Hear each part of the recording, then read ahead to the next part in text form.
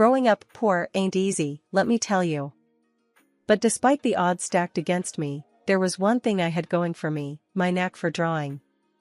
It was my escape, my way of dreaming bigger than our small town. But without money for art classes, my talent was like a bird with clipped wings, grounded, unable to soar. Then one day, Mr. Thompson, my school teacher, saw something in me that I didn't even see in myself. He encouraged me to enter competitions, to take part in special programs at the university. And when I hesitated, unsure if I belonged, he pushed me forward, his belief in me like a beacon of light cutting through the darkness.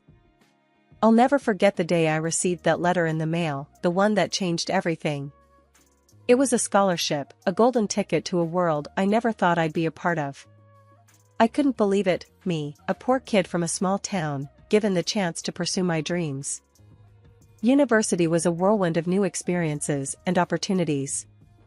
I threw myself into my studies, soaking up every ounce of knowledge like a sponge.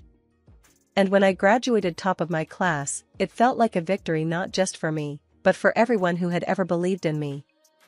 But as I stepped out into the real world, diploma in hand, I quickly realized that the journey was far from over.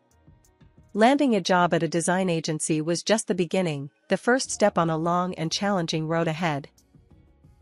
The pay was modest, barely enough to make ends meet, but I didn't care. I was doing what I loved, and that was all that mattered. I threw myself into my work, pouring my heart and soul into every project that came my way. And that's where I met Tom, my future hubby. I remember the first time I met Tom like it was yesterday. He waltzed into the design agency like he owned the place, flashing his charming smile. I couldn't help but be drawn to him, despite my best efforts to keep it professional. "Sarah, meet Tom." My boss introduced us. Tom grinned, extending his hand. "Pleasure to meet you, Sarah. I've heard great things about your work."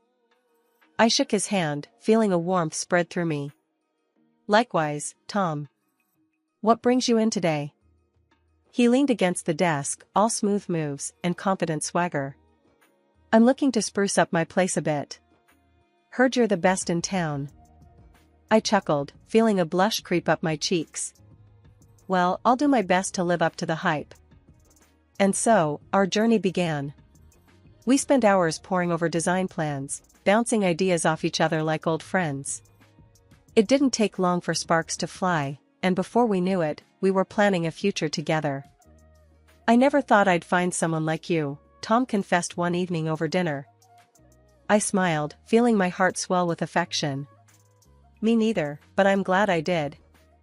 But life has a funny way of throwing curveballs when you least expect it. And boy, did we get a doozy. "I think we should have a baby," Tom announced one night, catching me off guard. I nearly choked on my wine, coughing as I tried to process his words. "A baby?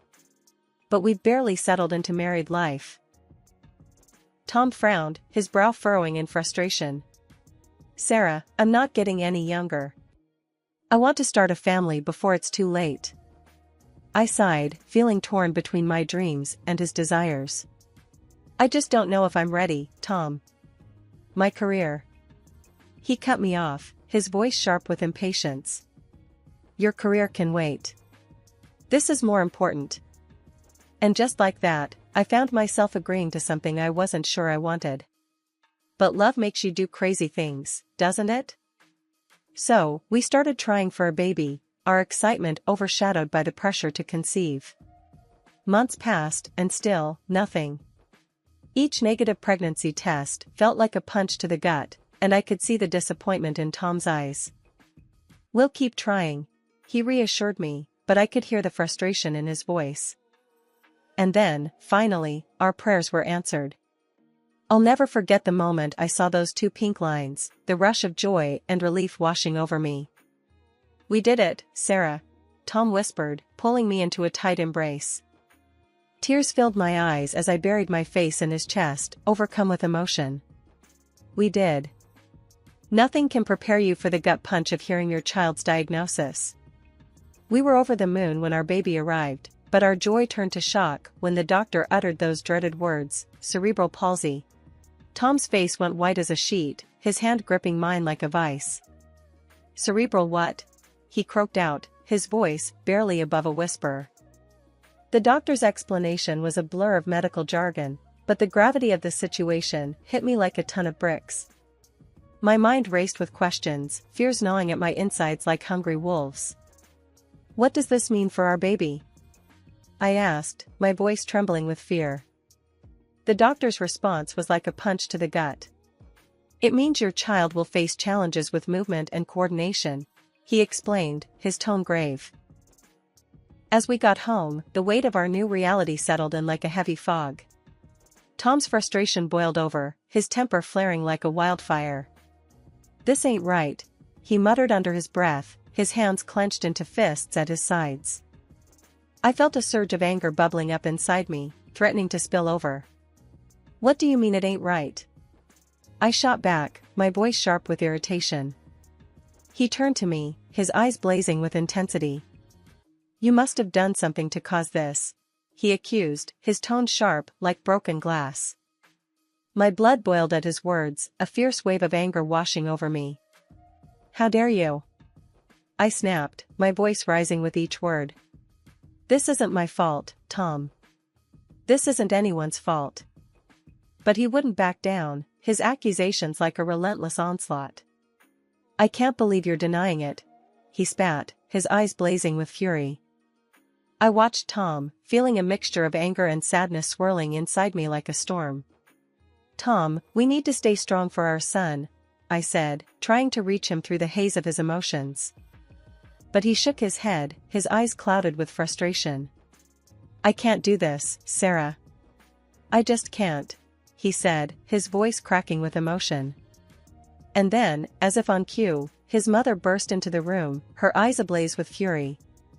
"What's going on here?" she demanded, her voice sharp like a whip crack.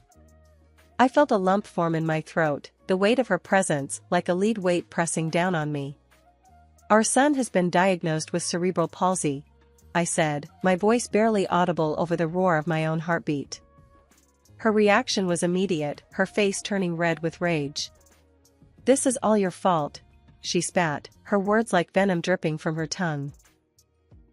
I felt a surge of anger rising up inside me, hot and fierce. "How dare you?" I snapped, my voice filled with righteous indignation. But she wasn't done. "You brought shame upon our family," she continued, her words like a slap in the face. I wanted to scream, to lash out at her with all the fury burning inside me. But instead, I held my tongue, knowing that nothing I said would change her mind. And as Tom stormed out of the room, his mother hot on his heels, I was left alone with my thoughts.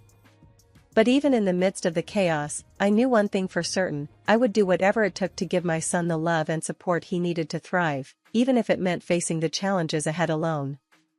But then, things took a turn for the worse. Tom demanded a paternity test, convinced that our son wasn't his. And when the results came back confirming his paternity, he turned his back on us. "I want out," he declared, his words like a dagger to the heart. "I will pay you alimony." I was blindsided, my world crumbling around me like a house of cards. But even in the midst of my pain, I refused to let him take everything from me. "I don't need your damn alimony," I spat back, my pride refusing to let me accept his pity. And so, I packed up our things and left, determined to make a life for myself and my son, even if it meant doing it alone. And let me tell you, it wasn't easy. But despite the overwhelming odds stacked against me, I refused to give up. I was a fighter, a survivor, and I would do whatever it took to give my son the life he deserved. I reached out to anyone and everyone who could offer support, from friends to family to complete strangers on the internet. And slowly but surely, I began to build a network of people who understood what I was going through, who could offer advice and a shoulder to lean on when the going got tough. The online support groups became my lifeline, a safe space where I could share my fears and frustrations without fear of judgment. And as I scrolled through the endless stream of messages and comments, I realized that I wasn't alone, far from it. "Hey Sarah, how you holding up?" one message read, the sender's username a jumble of letters and numbers. I smiled, grateful for the virtual hug. Taking it one day at a time, I replied, my fingers flying across the keyboard. And as the days turned into weeks, and the weeks turned into months, I found myself forging real connections with people who understood what it meant to walk in my shoes. We swapped stories and tips, commiserated over sleepless nights and missed milestones, and celebrated every victory, no matter how small. But it wasn't just the online community that offered support. Friends and family rallied around me, offering a helping hand and a sympathetic ear whenever I needed it most. "Sarah, we're here for you, no matter what," my best friend declared, her voice fierce with determination. I felt a lump form in my throat, touched by her unwavering loyalty. "Thanks, Jen. I don't know what I'd do without you," I said, my voice choked with emotion. And as I navigated the ups and downs of single parenthood, I realized that building a support network wasn't just about finding people who could help me. It was about finding people who could lift me up when I felt like I was drowning, who could remind me that I was strong enough to weather any storm. Life threw us more curveballs than a pitcher on a bad day, but we weren't about to strike out. No way. We were fighters, me and my son, and we were gonna show the world what we were made of. Sure, there were days when it felt like the weight of the world was bearing down on my shoulders, when the challenges of single parenthood threatened to overwhelm me. But I refused to let the darkness win. I had a son to raise, a life to live, and I wasn't about to let anyone or anything stand in my way. I threw myself into my work, pouring every ounce of my energy into my passion for design. And let me tell you, it paid off. I landed big projects, made a name for myself in the industry, and proved to everyone who doubted me that I was a force to be reckoned with. But it wasn't just about my career. I was determined to give my son the best possible life, to ensure that he had every opportunity to thrive, despite the challenges he faced. So, I researched therapies, attended seminars, and sought out experts who could help him reach his full potential. And let me tell you, it wasn't easy. There were setbacks, plenty of them. But each time we fell, we picked ourselves back up, dusted ourselves off, and kept on pushing forward. Because that's what we did, we persevered, no matter what. "Mom, I did it!" my son exclaimed, his face lit up with excitement as he took his first steps with the help of his walker. I felt tears spring to my eyes, pride swelling in my chest like a balloon ready to burst. "That's my boy," I said, my voice choked with emotion. And as I watched him navigate the world with a determination that belied his tender years, I knew that we were unstoppable.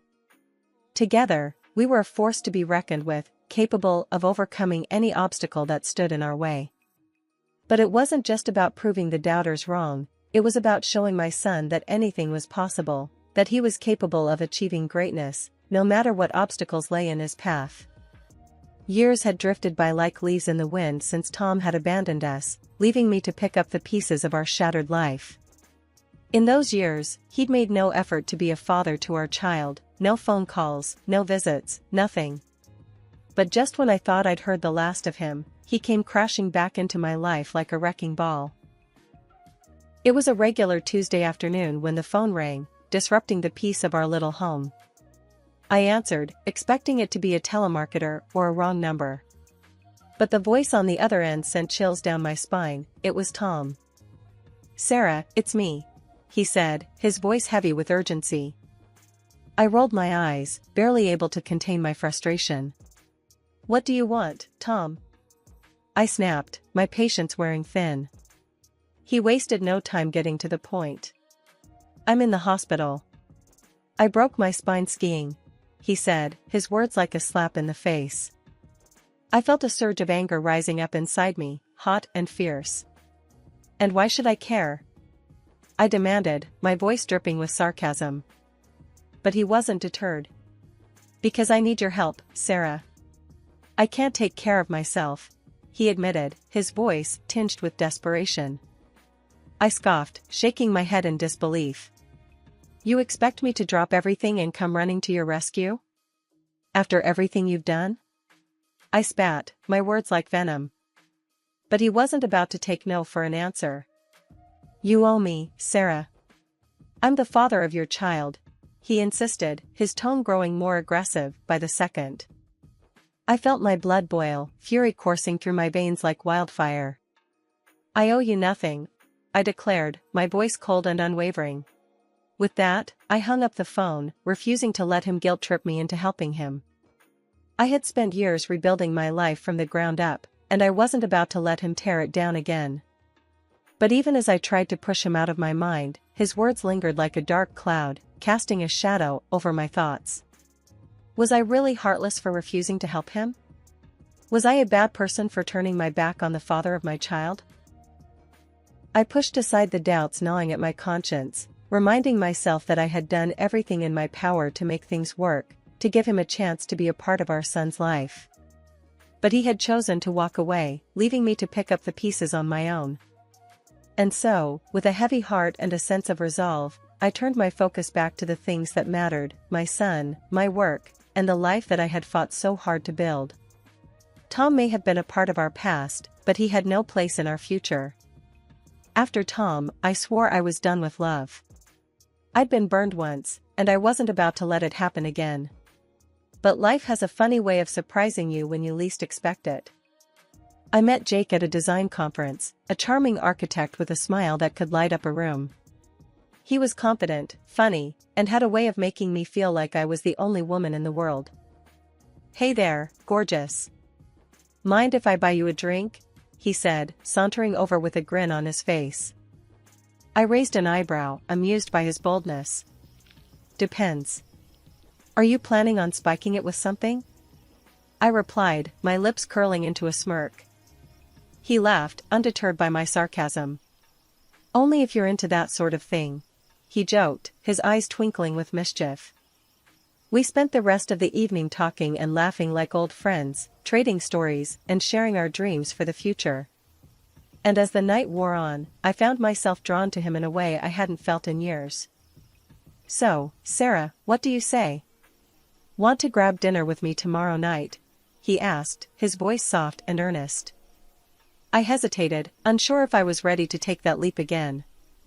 But there was something about Jake, something that made me want to take a chance. "Sure, why not?" I said, a smile tugging at the corners of my lips. And so, our first date turned into a second, and a third, until I found myself falling for him faster than I ever thought possible. He was patient and kind, always there to lend a listening ear or a comforting hug when I needed it most. But it wasn't just about the romance, it was about the connection we shared, the way he understood me in a way that no one else ever had. He didn't judge me for my past or my mistakes, he accepted me for who I was, flaws and all. He also accepted my son. "Sarah, I have something to ask you," Jake said one evening, his voice nervous, but determined. I felt my heart skip a beat, anticipation coursing through my veins. "What is it?" I asked, my pulse racing with excitement. He took a deep breath, his eyes locking with mine. "Will you marry me?" he asked, holding out a small velvet box.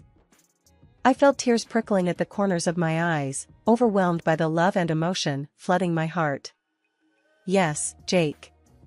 Yes, I will," I said, my voice barely above a whisper. And as he slipped the ring onto my finger, I knew that I had found my happily ever after, not in spite of my past, but because of it. As the sun rose on a crisp morning, I couldn't help but feel a sense of anticipation bubbling up inside me.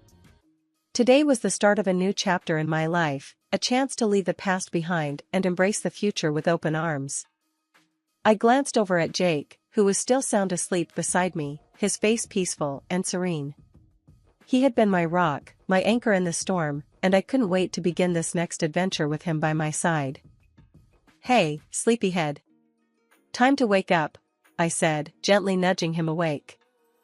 He groaned, blinking blearily as he stretched his arms above his head. "What time is it?" he mumbled, his voice thick with sleep. I checked the clock on the nightstand. "It's almost time to get moving." "We've got a big day ahead of us," I replied, excitement bubbling up inside me like a pot about to boil over. He grinned, his eyes lighting up with anticipation. "I can't wait. This is gonna be the best day ever," he said, his voice filled with enthusiasm.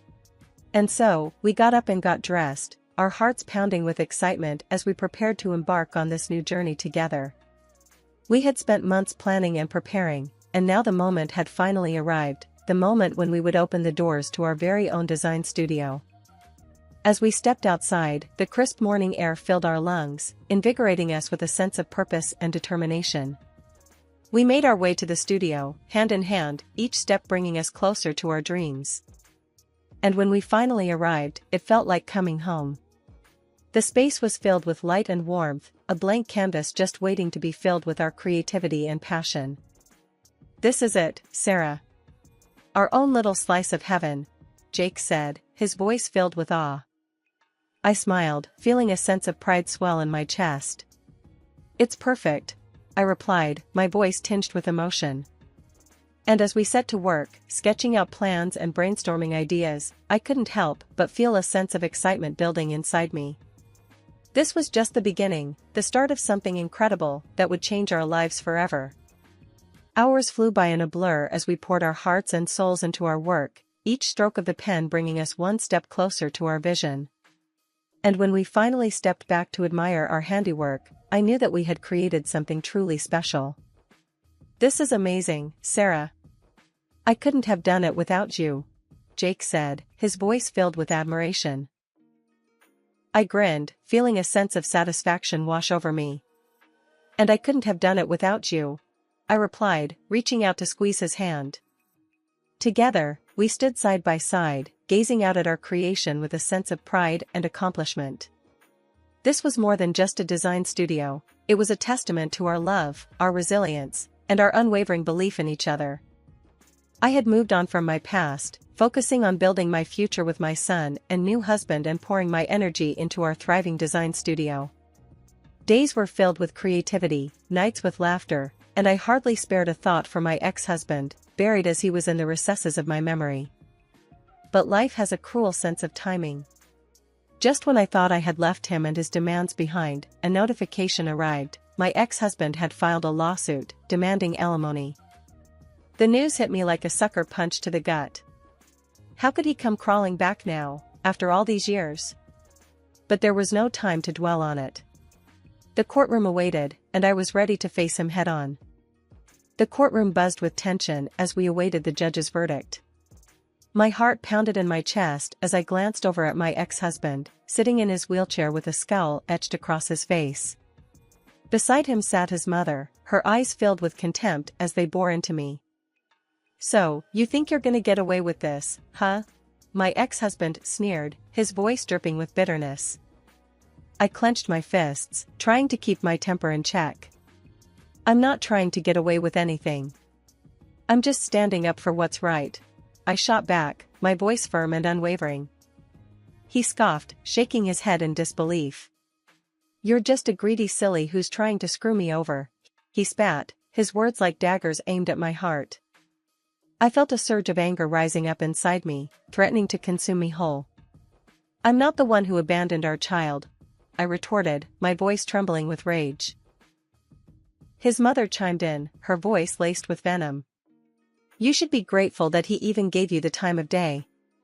You're lucky he didn't leave you sooner," she sneered, her words like a slap in the face. I gritted my teeth, struggling to keep my composure. "You both abandoned our child when he needed you the most. You don't get to play the victim now," I declared, my voice ringing out with conviction. But they weren't about to back down. They continued to hurl insults and accusations, trying to twist the truth to suit their own agenda. But I stood my ground, refusing to be intimidated by their bullying tactics. And when the judge finally delivered his verdict, ruling in my favor and denying my ex-husband's claim for alimony, I felt a sense of vindication wash over me. I may have lost a battle once, but I had won the war. As we left the courtroom, Jake by my side, I couldn't help but feel a sense of pride in how far I had come. I had faced adversity head-on, and I had come out stronger and more resilient than ever before.